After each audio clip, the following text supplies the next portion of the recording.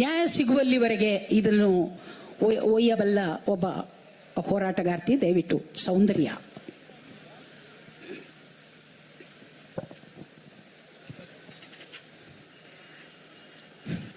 ಎರಡ್ 2012ರಲ್ಲಿ ನನ್ನ ಅಕ್ಕ ರೇಪ್ ಅಂಡ್ ಮರ್ಡರ್ ಮಾಡಿದ್ರು. ಆಮೇಲೆ ನನ್ನ ಅಕ್ಕಕ್ಕಿಂತ ಸಿಗ್ಬೋದು, ಅದೇ ಖಂಡಿತ ಸಿಕ್ಕೇ ಸಿಗುತ್ತೆ ಅನ್ನೋಂಥ ನಾವು ತುಂಬಾ ಭರವಸೆ ಇದೆ.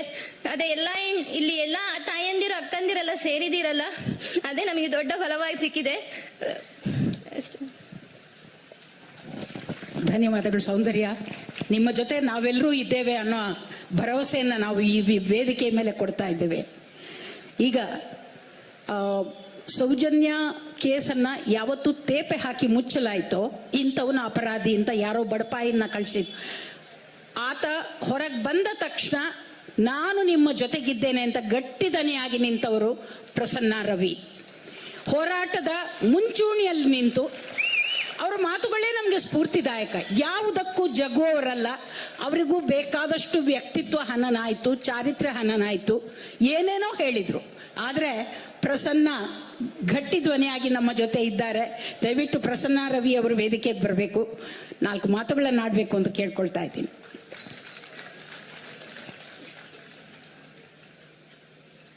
ಅಲ್ಲ ಮೇಡಮ್, ಅಲ್ಲಿ ಕಾಣಿಸೋದಿಲ್ಲ, ಕೇಳಿದ್ದಾರೆ.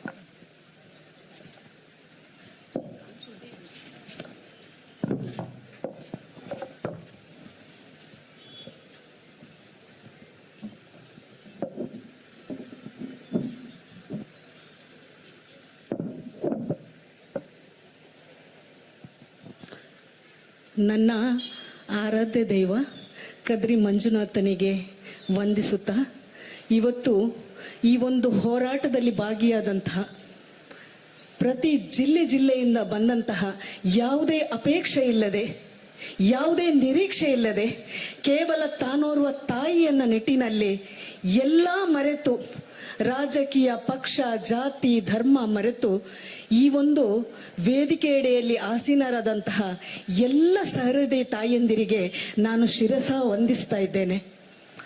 ಹಾಗೂ ಈ ತಾಯಿಯ ಜೊತೆಗೆ ನಿಂತಹ ಪುರುಷ ಸಮಾಜ ಇವತ್ತು ಹಲವು ಕಡೆಯಿಂದ ಬರಬೇಕಾದ್ರೆ ಈ ಒಂದು ತಾಯಂದ್ರ ಬೆನ್ನೆಲುಬಾಗಿ ನಿಂತ ಪುರುಷ ಸಮಾಜಕ್ಕೂ ನಾನು ತಲೆಬಾಗಿ ವಂದಿಸ್ತಾ ಇದ್ದೇನೆ. ತಾಯಿ ಭಾರತಾಂಬೆ, ಭಾರತ ದೇಶದಲ್ಲಿ ಹುಟ್ಟಿದ ಹೆಣ್ಮಕ್ಕಳು ನಾವು. ಕರ್ನಾಟಕ ಭುವನೇಶ್ವರಿಯ ಮಡಿಲಲ್ಲಿ ಹುಟ್ಟಿದ ಮಕ್ಕಳು ನಾವು, ಹೆಣ್ಣುಮಕ್ಕಳು ತಾಯಂದಿರು. ಇವತ್ತು ನಮ್ಮ ಹೆಣ್ಣಿನ, ನಮ್ಮ ಮಕ್ಕಳ ಅತ್ಯಾಚಾರ ಕೊಲೆ ಆದಾಗ ಯಾರು ನಮ್ಗೆ ನ್ಯಾಯ ತೆಗಿಸದೆ ಕೊಡದೆ ಇದ್ದಾಗ ಬೀದಿಯಲ್ಲಿ ಬಂದು ಹೆಣ್ಮಕ್ಕಳು ಹೋರಾಟ ಮಾಡುವ ಪರಿಸ್ಥಿತಿ ಬರುವಾಗ ಇದು ತಾಯಿ ಭಾರತಾಂಬೆ ಮತ್ತು ಭುವನೇಶ್ವರಿಗೆ ಮಾಡಿದ ಅವಮಾನ ಅಲ್ವಾ? ಮಾತೆತ್ತಿದ್ರೆ ನಾವು ಹೇಳ್ತೇವೆ ಭಾರತ ಮಾತೆ, ಗೋ ಮಾತೆ. ಹಲವಾರು ನದಿಗಳಿಗೆ ನಮ್ಮ ಹೆಸರನ್ನು ಇಡ್ತಿದ್ದೇವೆ. ಗೋದಾವರಿ, ಶರಾವತಿ, ಕಾವೇರಿ, ತುಂಗಭದ್ರೆ, ನರ್ಮದಾ ಅಂತ ಹೇಳಿಕೊಂಡು ಇಲ್ಲಿ ನೇತ್ರಾವತಿ ಎಂಬ ಒಂದು ನದಿಯ ತಟದಲ್ಲೇ ನಮ್ಮ ಹೆಣ್ಣು ಮಕ್ಕಳನ್ನು ಬರ್ಬರವಾಗಿ ಅತ್ಯಾಚಾರ ಮಾಡಿ ಕೊಲೆ ಮಾಡಿ ಬಿಸಾಡುವಾಗ ಸಹ ಮೂಕ ಪ್ರೇಕ್ಷಕರಾಗಿ ನಿಲ್ಲುವವರಿಗೆ ನಾವು ಏನ್ ಹೇಳಬೇಕು? ಈಗ ನಾವು ಪ್ರಶ್ನೆ ಮಾಡುವ ಹತ್ತಿರ ಬಂದಿದೆ, ಕೊಂದವರು ಯಾರು ಎನ್ನೋ ಪ್ರಶ್ನೆ ಹೆಣ್ಣು ಮಕ್ಕಳು ಕೇಳಬೇಕಾಗಿದೆ. ನೋವನ್ನಿಸ್ತಾ ಉಂಟು.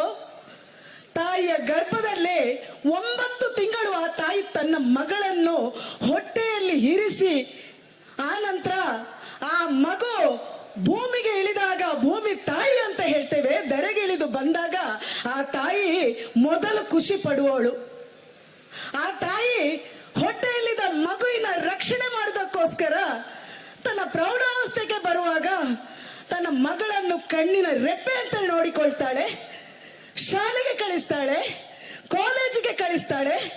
ನನ್ನ ಮಗಳು ಸಂಜೆ ಮನೆಗೆ ಬರ್ತಾಳೆ ಎನ್ನುವ ಆಸೆಯಲ್ಲಿ ಕಳಿಸಿದ್ರು ತನ್ನ ಮಗಳು ಯಾವುದೋ ಕಾಮುಕರಿಂದ ಅತ್ಯಾಚಾರಕ್ಕೊಳಪಟ್ಟು ಆ ಶವವನ್ನು ತಾಯಿ ನೋಡ್ಬೇಕಾದ್ರೆ ನಾವು ಹೇಳ್ತೇವಲ್ಲ, ನಮ್ಗೆ ಹೇಳ್ತಾರಲ್ಲ ನಾರಿ ಶಕ್ತಿ ದೇವರು ದುರ್ಗೆ ಅಂತ ಹೇಳುವಾಗ ಇಂಥ ಅತ್ಯಾಚಾರ ಮಾಡುವ ಅತ್ಯಾಚಾರಿಗಳನ್ನು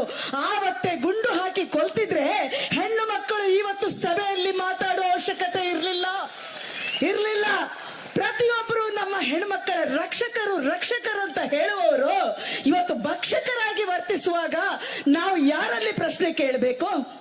13 ವರ್ಷದಿಂದ ಸತತವಾಗಿ ಸೌಜನ್ಯನ ಅಮ್ಮ ನ್ಯಾಯಕ್ಕಾಗಿ ಪರಿತಪಿಸ್ತಾ ಇದ್ದಾಳೆ. ಇಲ್ಲಿ ಎಲ್ರಿಗೂ ಗೊತ್ತುಂಟು, ವೇದವಲ್ಲಿ, ಪದ್ಮಲತಾ, ಆನಮಾವುತ, ಸೌಜನ್ಯನ ಪ್ರಕರಣ.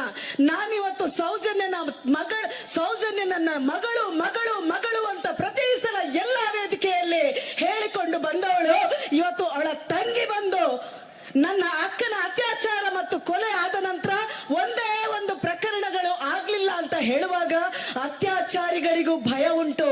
ಹಾಗಾಗಿ ಒಂದೇ ಒಂದು ಪ್ರಕರಣ ಆಗ್ಲಿಲ್ಲ, ಅತ್ಯಾಚಾರಿಗಳು ಯಾರು, ಕೊಂದವರು ಯಾರು ಅಂತ ಎಲ್ಲ ನಮ್ಗೆ ತಿಳಿದಿದೆ. ಆದ್ರೂ ಕಾನೂನಾತ್ಮಕವಾಗಿ ಹೊರಗೆ ಬರಬೇಕಾಗಿದೆ, ಕಾನೂನಾತ್ಮಕವಾಗಿ ಹೊರಗೆ ಬರಬೇಕಾಗ್ತದೆ. ಮಹಿಳೆಯರು ಅಂತ ಹೇಳ್ತಿದ್ದೇವೆ, ನಾವೆಲ್ಲ ಸಮಾನರು, ಸಮಾನತೆ ಬೇಕು ಅಂತ ಹೇಳ್ಕೊಳ್ಳುವ ಈ ಸಮಾಜದಲ್ಲಿ ನೋವನ್ನಿಸ್ತಾ ಉಂಟು. ನಮ್ಮನ್ನು ಆಳುವ ಕೆಲವು ರಾಜಕೀಯ ಪಕ್ಷದವರು ಇವತ್ತು ಈ ಚರ್ಚೆಗಳನ್ನು ಸದನದಲ್ಲಿ ಮಾಡಬೇಕಿತ್ತು. ಕೊಂದವರು ಯಾರು ಪ್ರಶ್ನೆಗೆ ಉತ್ತರ ಕೊಡಬೇಕಿತ್ತು. ನಮ್ಮ ರಾಜಕೀಯ ನಾಯಕರು ಸದನದಲ್ಲಿ ಡೊಂಬರಾಟ ಮಾಡಿಕೊಂಡು ಯಾವುದೋ ವಿಷಯವನ್ನು ಎತ್ತಿ ಹಿಡಿದು ಇವತ್ತು ಹೆಣ್ಣಿನ ನ್ಯಾಯಕ್ಕಾಗಿ ತುಡಿಯುವ ಒಂದೇ ಒಂದು MLAಗಳಿಲ್ಲ. ಸಮಾನತೆ ಅಂತ ಕೂಗುವ ನಮ್ಮ ಮಹಿಳಾ MLAಗಳು ಹೇಳಲಿಕ್ಕೆ ನಾಚಿ ಆಗ್ತದೆ. ಶೋಭಾ ಕರಂದ್ಲಾಜೆ ಅವರು ಪುತ್ತೂರಿನ MLA ಆಗಿ, ಒಂದು ಮಹಿಳೆಯಾಗಿ ಒಂದೇ ಒಂದು ದಿವಸ ಅತ್ಯಾಚಾರಿಗಳ ಪರನೂ ಮಾತಾಡ್ಲಿಲ್ಲ, ಅತ್ಯಾಚಾರಿಗಳ ವಿರೋಧನೂ ಮಾತಾಡ್ಲಿಲ್ಲ ನೀವು. ಆದ್ರೆ ಸೌಜನ್ಯನ ಬಗ್ಗೆ ಒಂದೇ ಒಂದು ಮಾತಾಡಿದವ್ರು ನೀವು.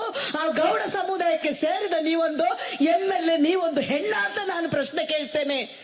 ನಮ್ಮ ಹತ್ತಿರದ ಸುಳ್ಯದಿಂದ ಎಷ್ಟೋ ಮಹಿಳೆಯರು ಇವತ್ತು ಹೋರಾಟಕ್ಕೆ ಬಂದು ಭಾಗಿಯಾಗಿದ್ದಾರೆ. ನಮ್ಮ ಭಾಗೀರಥಿ ಮುರಳಿ ಅವರು, ನೋವಾಗ್ತದೆ. ಭಾಗೀರಥಿ ಮುರಳಿ ಅವರೇ, ನೀವು ಮದುವೆ ಆಗದಿದ್ರು ಚಿಂತೆ ಇಲ್ಲ, ಹೆಣ್ಣಾಗಿ ತಾಯಿಯ ಗರ್ಭದಲ್ಲಿ ಹುಟ್ಟಿ ಬಂದವರು. ಇವತ್ತು ಒಂದೇ ಒಂದು ಪ್ರಶ್ನೆಯನ್ನು ನೀವು ಅಧಿವೇಶನದಲ್ಲಿ ನಿಮ್ಮದೇ ದಕ್ಷಿಣ ಕನ್ನಡ ಜಿಲ್ಲೆಯ ಹೆಣ್ಣು ಮಕ್ಕಳ ಅತ್ಯಾಚಾರ ಕೊಲೆ ಆದಾಗ ಪ್ರಶ್ನೆ ಮಾಡುವುದಿಲ್ಲ ಹೇಳುವಾಗ ಭಾಗೀರಥಿ ಮುರಳಿ ಅವರು, ನೀವು ಒಂದು ಹೆಣ್ಣು ಕುಲಕ್ಕೆ ಅವಮಾನ. ಮಹಿಳಾ ಆಯೋಗದ ಅಧ್ಯಕ್ಷರು ಪ್ರಶ್ನೆ ಕೇಳ್ತಾ ಇದ್ದಾರೆ, SIT ತನಿಖೆ ಆಗ್ಬೇಕಂತ ಹೇಳ್ತಾರೆ, ಹೆಣ್ಮಕ್ಕಳ ಜೊತೆ ನಿಂತಿದ್ದಾರೆ. ಆದ್ರೂ ನಮ್ಮ ಓರ್ವ ಮಕ್ಕಳ ಮತ್ತು ಮಹಿಳೆಯರ ಕಲ್ಯಾಣ ಮಾಡುವ ಒಬ್ರು ಸಚಿವರಿದ್ದಾರೆ. ಇದುವರೆ ಯಾವುದು ಕಲ್ಯಾಣ ಮಾಡ್ಲಿಕ್ಕೂ ಆ ಸಚಿವರು ಮುಂದೆ ಬರಲಿಲ್ಲ. ಇನ್ನಾದ್ರೂ ಲಕ್ಷ್ಮೀ ಹೆಬ್ಬಾಳ್ಕರ್ ಅವರೇ ಸ್ವಲ್ಪ ಈ ಕಡೆ ತಿರುಗಿ. ಕೇವಲ ಉಪಮುಖ್ಯಮಂತ್ರಿ ಜೊತೆಗೆ ನೀವು ಅಲ್ಲಿ ಜಾಗದ ವಿಷಯಕ್ಕೆ ಹೋಗುದಲ್ಲ, ಹೆಣ್ಮಕ್ಕಳಿಗೆ ಏನಾಗಿದೆ ಅಂತ ಅದನ್ನು ಪ್ರಶ್ನೆ ಮಾಡಿ. ನಾಚಿಗೆ ಅನ್ನಿಸ್ತದೆ. ಯಾಕೆಂದ್ರೆ ಕೇವಲ ನಾವು ಪುರುಷರಿಗೆ ಮಾತಾಡುದಲ್ಲ, ನಾವೇ ಆರಿಸಿಕೊಟ್ಟಂತಹ ಚುನಾಯಿತ ಜನಪ್ರತಿನಿಧಿಗಳಿಗೂ ನಾವು ಪ್ರಶ್ನೆ ಕೇಳಬೇಕು. ಇಲ್ಲಿ ಏನಾದ್ರೂ ಹೋರಾಟಗಳಾಗುವಾಗ ಡೊಂಬರಾಟಗಳನ್ನು ಮಾಡಿಕೊಂಡು 400-500 ಗಾಡಿಗಳಲ್ಲಿ ಬಂದು ನಲಿವ ರಾಜಕಾರಣಿಗಳಿಗೆ ಇನ್ನು ನಾವು ಧಿಕ್ಕಾರ ಹೇಳಬೇಕು. ಇವತ್ತು ಸರ್ಕಾರ ಹೆಣ್ಣು ಮಕ್ಕಳಿಗೆ ಯೋಜನೆಗಳನ್ನು ಕೊಡ್ತಾರೆ, ಬಸ್ ಉಚಿತ ಕೊಡ್ತಾರೆ, 2,000 ಹಣ ಕೊಡ್ತಾರೆ. ಮಾನ್ಯ ಮುಖ್ಯಮಂತ್ರಿಗಳೇ, ನಿಮ್ಮ ಮೇಲೆ ನನಗೆ ಗೌರವ ಇದೆ. ಆದ್ರೆ ಯಾವುದು ಉಚಿತ ಸೇವೆ ನಿಮ್ದು ಅವಶ್ಯಕತೆ ಇಲ್ಲ. ಮೊದಲು ನಿಮ್ಮ ಸದನದಲ್ಲಿ ಕುಳಿತು ಹೆಣ್ಣು ಮಕ್ಕಳಿಗೆ ರಕ್ಷಣೆ ಕೊಡಿಸಿ, ಅದು ನಮಗೆ ಬೇಕು. ವಿರೋಧ ಪಕ್ಷದವರು ಮಾತಾಡುವಾಗ ಧ್ವನಿ ಎತ್ತುವಾಗ ಹೆಣ್ಣಿನ ರಕ್ಷಕರಾಗಿ ಮಾತಾಡ್ತೀರಿ, ಗೋಮಾತೆ ಭೂಮಾತೆ ಅಂತ ಮಾತಾಡ್ತೀರಿ. ತಾಕತ್ತಿದ್ರೆ ಹೆಣ್ಣು ಮಕ್ಕಳ ರಕ್ಷಣೆಗಳಿರಿ. ಇವತ್ತೊಬ್ಬ MLA ಹೇಳ್ತಾ ಇದ್ದಾನೆ, ಅಲ್ಲಿ ಬುರುಡೆ ಪ್ರಕರಣಕ್ಕೆ ಹೋದ ಒಬ್ಬ ವ್ಯಕ್ತಿಯನ್ನು ಗುಂಡಿಕ್ಕಿ ಕೊಲ್ಲಿ ಅಂತ. ಎಷ್ಟು ವರ್ಷ ಅತ್ಯಾಚಾರ ಕೊಲೆ ಆದ ಪ್ರಕರಣದಲ್ಲಿ ಯಾರನ್ನು ನೀವು ಗುಂಡಿಕ್ಕಿ ಕೊಂದಿದ್ದೀರಿ? ತಾಕತ್ತಿದ್ರೆ, ಪುರುಷತ್ವ ಇದ್ರೆ, ಗಂಡಸರಾದ್ರೆ ಒಂದಿಷ್ಟು ಹೆಣ್ಣು ಮಕ್ಕಳ ಅತ್ಯಾಚಾರ ಆಗುವಾಗ ಸದನದಲ್ಲಿ ಘಂಟಾಘೋಷವಾಗಿ ಹೇಳಿ ಈ ಅತ್ಯಾಚಾರಿಗಳನ್ನು ಗುಂಡ ಹಾಕಿ ಅಂತ. ಇದು ನಿಮ್ಮ ತಾಕತ್ತು. ನೋವಾಗ್ತಾ ಉಂಟು. ಯಾಕೆ ಮಹಿಳೆಯರ ಧ್ವನಿ ಅಡಗಿಸ್ತೀರಾ? ಯಾರಾದ್ರೂ ಪ್ರಶ್ನೆ ಕೇಳಿದ್ರೆ, ಇದರ ಬಗ್ಗೆ ಧ್ವನಿ ಎತ್ತಿದ್ರೆ ಹೇಳ್ತಾರೆ ಇದೊಂದು ಷಡ್ಯಂತ್ರದ ಭಾಗ. ಏನು ಈ ಮಹಿಳೆಯರೆಲ್ಲ ಕೂತು ಇಲ್ಲಿ ಷಡ್ಯಂತ್ರ ಮಾಡ್ಲಿಕ್ಕೆ ಬಂದಿದ್ದಾರಾ? ನೋವನ್ನಿಸ್ತಾ ಉಂಟು. ಸೌಜನ್ಯನ ಅತ್ಯಾಚಾರ ಅದನ್ನು ನನಗೆ ವರ್ಣನೆ ಮಾಡ್ಲಿಕ್ಕೆ ಆಗುದಿಲ್ಲ. 13 ವರ್ಷದ ನಂತರ ಮಾಧ್ಯಮಗಳ ಮೂಲಕ ಹೇಳ್ತಾ ಇದ್ದೇನೆ. ಎಷ್ಟೋ ಮಾಧ್ಯಮಗಳಲ್ಲಿ ಕೂತು ಕೆಲವು CID ಅಧಿಕಾರಿಗಳು ಇದನ್ನು ಪವಿತ್ರ ಸಾವು ಅಂತ ಬಿಂಬಿಸ್ಲಿಕ್ಕೆ ಹೋಗುವಾಗ, ನಮ್ಮ ಹೆಣ್ಣು ಮಕ್ಕಳು ಪವಿತ್ರ ಸಾವಾಗುವಾಗ ಕಣ್ಣು ಮುಚ್ಚಿಕೊಂಡು ಕೂತ್ಕೊಳ್ಳೋರು ನಾವಲ್ಲ. ನಿಮ್ಮ ಮನೆ ಮಕ್ಕಳಿಗೂ ಈ ಪವಿತ್ರ ಸಾವು ಬರಲಿ. ಮಾಧ್ಯಮದಲ್ಲಿ ಓರ್ವ ಹೆಣ್ಣಾಗಿ ಒಂದು ಮಾಧ್ಯಮದಲ್ಲಿ ನಿರೂಪಕಿಯಾಗಿ ಯಾವುದ ಅಧಿಕಾರ ಮಕ್ಕಳನ್ನು ಯಾವುದೇ ಮುಟ್ಟಾಳರನ್ನು ತಂದು ಕುಳಿಸಿ ಆ ಪವಿತ್ರ ಸಾವು ಅಂತ ನಿರೂಪಕ್ಕೆ ಹೇಳುವಾಗ, ಅಮ್ಮ ತಾಯಿ ನೀನು ಒಂದು ಗರ್ಭದಲ್ಲಿ, ಹೆಣ್ಣಿನ ಗರ್ಭದಲ್ಲಿ ಹುಟ್ಲಿಲ್ವಾ ಅಂತ ನೋವು ನಮ್ಗೆ. ಹಾಗಾಗಿ ನಾನು ಹೇಳ್ತಾ ಇದ್ದೇನೆ, ನನಗೆ ಸಿದ್ದರಾಮಯ್ಯರಲ್ಲಿ ಭರವಸೆ ಇದೆ, ಸರ್ಕಾರದ ಮೇಲೆ ತುಂಬಾ ಭರವಸೆ ಇಟ್ಟಿದ್ದೇನೆ. SIT ತನಿಖೆಗೆ ಆದೇಶ ಮಾಡಿದ್ದಾರೆ, ಆದ್ರೆ ಇಲ್ಲೇ ಮುಂದೆ ಇದ್ದಾರೆ SIT ಅವರಿಗೆ ನಾನು ಹೇಳ್ತೇನೆ, ನಿಮ್ಮ ಅಹಂಕಾರ ದರ್ಪ ಬಿಟ್ಟು ತನಿಖೆ ಹಾದಿಯಲ್ಲಿ ಹೋಗಿ. ನೀವು ಯಾವ್ದ ಮಹಿಳೆಯರು ಸಾಕ್ಷಿ ಕೊಡ್ಲಿಕ್ಕೆ ಬರುವಾಗ ಬೆದರಿಕೆ ಹಾಕಿಸಿಕೊಂಡು ನೀವು ಯಾಕೆ ಬರ್ತೀರಿ ಕೇಳುದಲ್ಲ. ನೀವು ಅಧಿಕಾರಿಗಳು, ನೀವು ಇನ್ವೆಸ್ಟಿಗೇಷನ್ ಮಾಡುದಾದ್ರೆ ವೈಯಕ್ತಿಕವಾಗಿ ಅವರಿಗೆ ಪ್ರಾಧಾನ್ಯತೆ ಕೊಡಬೇಕು. ಒಂದು ಅಧಿಕಾರಿಯಾದವ ತನಿಖೆ ಮಾಡುವಾಗ ಹೆಣ್ಣು ಮಕ್ಕಳ ಬದಿಯಲ್ಲಿ ಒಂದು ಮಹಿಳಾ ಪೊಲೀಸ್ ಅಧಿಕಾರಿ ಇರಬೇಕು ಅಂತ ನಿಮಗೂ ಗೊತ್ತಿರಬೇಕು. ಯಾವ ರೀತಿಯ SIT ತನಿಖೆ ಆಗ್ತಾ ಉಂಟು, ಮುಂದೊಂದು ದಿನ ನಾವು ಹೇಳ್ತೇವೆ SIT ತನಿಖೆ ಮುಂದುವರಿಸಬೇಕು. ಇಲ್ಲಿ ಯಾರು SIT ತನಿಖೆಗೆ ವಿರೋಧ ಇಲ್ಲ, ಆದ್ರೆ ಹೆಣ್ಣು ಮಕ್ಕಳ ಅಸಹಜ ಸಾವು, ಅತ್ಯಾಚಾರದ ಬಗ್ಗೆ ತನಿಖೆ ಆಗಬೇಕು. ಕೊನೆಯದಾಗಿ ನಾನು ಸರ್ಕಾರಕ್ಕೆ ಹೇಳ್ತಾ ಇದ್ದೇನೆ, ಇವತ್ತು ನಿರ್ಭಯನ ಕೊಲೆ ಮತ್ತು ಅತ್ಯಾಚಾರದ ದಿವಸ ಒಂದು ಕಾನೂನೇ ಬದಲು ಮಾಡಿದ್ದೀರಿ. ಹಾಗಾಗಿ ಇವತ್ತು ಡಿಸೆಂಬರ್ 16 ಈ ನಿರ್ಭಯನ ಕೊಲೆ ಮತ್ತು ಪ್ರಕರಣದ ದಿವಸ ನಾನೊಂದು ಎಲ್ಲರ ಹತ್ರ ಕೇಳಿ ಇದೊಂದು ಸರ್ಕಾರಕ್ಕೆ ಮನವಿಯನ್ನು ನೀಡ್ತಾ ಇದ್ದೇನೆ. ಹೆಣ್ಣು ಮಕ್ಕಳನ್ನು ಏನೂ ಇಲ್ಲ, ಯಾವ ವಿಕ್ಟಿಮ್ಗಳು ಕುಸುಮಾವತಿ ಆಗ್ಲಿ ಯಾರಾದ್ರೂ ನ್ಯಾಯ ಕೇಳಲಿಕ್ಕೆ ಹೋದವರನ್ನು ತುಚ್ಛ ರೀತಿಯಲ್ಲಿ ನಗ್ನವಾಗಿ ಮೋಫ್ ಮಾಡಿ ಅದನ್ನು ಸಾಮಾಜಿಕ ಜಾಲತಾಣದಲ್ಲಿ ಬಿಡುಗಡೆ ಮಾಡುವಾಗ, ಇಲ್ಲಿ ನಾವು ಬೆಳ್ತಂಗಡಿ ಠಾಣೆಯಲ್ಲಿ 2 ಕಂಪ್ಲೇಂಟ್ ಕೊಟ್ಟರು, ಅಲ್ಲಿ ಚಾರ್ಜ್ ಶೀಟ್ ಆಗುದಿಲ್ಲ ಹೇಳುವಾಗ ನಾನು ಹೇಳ್ತಾ ಇದ್ದೇನೆ, ಸಾಮಾಜಿಕ ಜಾಲತಾಣದ ಪ್ರಕರಣವನ್ನು ನೋಡಿದ್ರೆ ಯಾರು ಏನು ಮಾಡ್ತಾ ಇಲ್ಲ. ಒಂದು ಹೆಣ್ಣಿಗೆ ಕನ್ಸನ್ನೆ ಮಾಡಿದ್ರೆ, ಒಂದು ಹೆಣ್ಣನ್ನು ಮುಟ್ಟಿದ್ರೆ ನೀವೆಲ್ಲ ಕೇಸುಗಳನ್ನು ಹಾಕುವಂತದ್ದುಂಟು. ಆದ್ರೆ ಸಾಮಾಜಿಕ ಜಾಲತಾಣದಲ್ಲಿ ಒಂದು ಹೆಣ್ಣನ್ನು, ಒಂದು ತಾಯಿಯನ್ನು ಅರೆನಗ್ನ ಸ್ಥಿತಿಯಲ್ಲಿ ಬಿಂಬಿಸುವಾಗ ಸಹ ನಿಮ್ಮ ಕಾನೂನಲ್ಲಿ ಯಾವುದೇ ಕಾನೂನು ಇಲ್ಲದಿದ್ರೆ, ಈ ವೇದಿಕೆಯಲ್ಲಿ ಹೇಳ್ತೇನೆ, ಮುಂದೊಂದು ದಿನ ಈ ಕಾನೂನು ಸರಿಯಾಗಿ ಇರಬೇಕು. ಆ ಒಂದು ಸಾಮಾಜಿಕ ಜಾಲದ ಪ್ರಕರಣಗಳು ಮುಂದೋದಿನ ದೊಡ್ಡ ಆಕ್ಷನ್ ಆಗಿ ಪರಿಣಮಿಸಬೇಕು. ಹಾಗಾಗಿ ನಾನು ಇವತ್ತು ವೇದಿಕೆಯಲ್ಲಿ ಈ ಒಂದು ಮನವಿಯನ್ನು ನಮ್ಮ ಸಿದ್ದರಾಮಯ್ಯವರ ಹತ್ರ ಮಾಡಿ, ಇವತ್ತಿನ ಒಂದು ಸೌಜನ್ಯ ಪ್ರಕರಣವಾಗ್ಲಿ, ಪ್ರತಿಯೊಂದು ಪದ್ಮಲತಾ ವೇದವಲ್ಲಿ ಎಲ್ಲ ಪ್ರಕರಣಗಳಿಗೂ ನ್ಯಾಯ ಸಿಗುವಂತಾಗ್ಲಿ. ಈ ಒಂದು ಹೋರಾಟ ಖಂಡಿತ ನಿಲ್ಲುವುದಿಲ್ಲ. ಕೆಲವರು ಕೇಳ್ತಾ ಇದ್ರು, ಪ್ರಸನ್ನಕ್ಕ ಹೋರಾಟ ನಿಲ್ತದ ಏನಾಗ್ತದಂತ. ಯಾರು ಎದುರು ಅವಶ್ಯಕತೆ ಇಲ್ಲ, ಇದು ಸಾಂಕೇತಿಕ ಹೋರಾಟ. ಮುಂದೊಂದು ದಿನ ಖಂಡಿತವಾಗಿ ಹೋರಾಟ ಮುಂದುವರಿಯಲಿದೆ ಅಂತ ಹೇಳ್ತಾ ಇದ್ದೇನೆ. ಎಲ್ರಿಗೂ ಧನ್ಯವಾದಗಳು.